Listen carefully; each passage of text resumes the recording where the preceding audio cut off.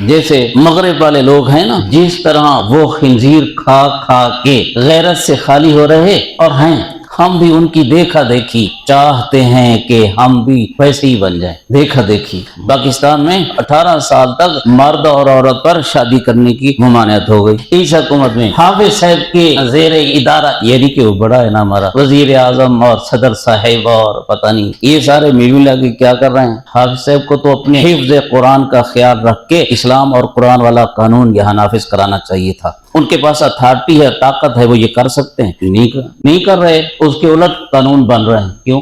18 سال تک نکاح کی پابندی ہے، لیکن زنا کی پابندی کہاں ہے؟ اس کے لیے کوئی قانون نہیں۔ 18 سال کی صورت میں اگر شادی ہوئی تو یہ زنا بالجبر، کہتے ہیں زنا بالجبر ہوگا، اور جو زنا بالجبر نہیں بے رضا ہو رہا ہے وہ ایسا لگتا ہے جیسے اپنی بیٹیوں بہنوں سے واقف نہیں ہیں۔ اب تو 10 سال سے اوپر 15 سال سے بھی پہلے لڑکا اور لڑکی جوان ہو رہے ہیں، تو کیا اتنے تک وہ منہ کالا کرتے رہیں؟ اور جب کرنے والا اور کرانے والی راضی ہوں تو کوئی قانون نہیں۔ لیکن 18 سال تک نکاح بالکل نہیں کرنا۔ لڑکے پر بھی جرمانہ ہوگا اور سزا ہوگی، لڑکی پر بھی جرمانہ ہوگا اور سزا ہوگی، جو مولوی نکاح پڑے گا اس کو بھی سزا ہوگی۔ یہ اس چیز کی سزا ہے۔ اور قانون بنایا تو کہا اقوام متحدہ کا کہنا ہے، اقوام متحدہ کہتے ہیں کہ تم یہ قانون بنا۔ مولانا نے ٹھیک فرمایا کہ تم نے اقوام متحدہ کے قانون کی پابندی کا حلف اٹھایا ہے یا پاکستان کے آئین کی پابندی کا حلف اٹھایا ہے؟ اور پاکستان کا آئین تو یہ کہتا ہے کہ قرآن و سنت کے خلاف کوئی قانون نہیں ہو۔ پہلے لکھا ہے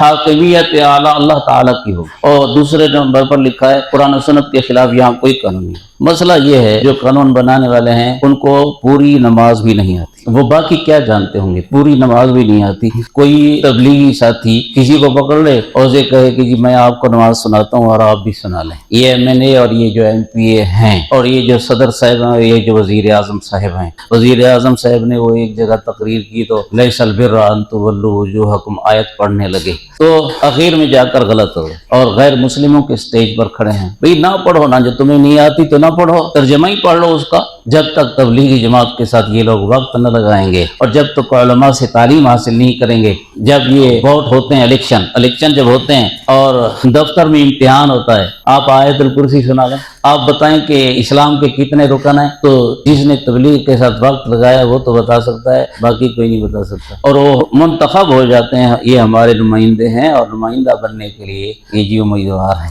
ان کو ٹکٹ بھی مل جاتا ہے، ان کو نشان بھی الاٹ ہو جاتا ہے وغیرہ۔ قسمت قوم شودی تھی، ہمیں ایسے لوگ ملے۔ ویسے یہ ہے کہ بھی یہ بات بھی حقیقت ہے کہ ہمارے اعمال بھی تو ایسے، ہم اپنے کو ٹھیک نہیں کرتے۔ وہ تو حکومت ہے، گھر میں میری حکومت ہے، تو کیا میں نے اپنے گھر میں دین لاگو کیا ہو؟ محلے میں جو بڑا ہے محلے میں اس کی حکومت ہے، ایک مسجد میں اتفاق نہیں، محلے میں کیا اتفاق ہوگا؟ خدا پناہ۔ تو ہم گناہوں کی طرف زیادہ بڑھ رہے ہیں، اللہ ہماری حفاظت فرمائے۔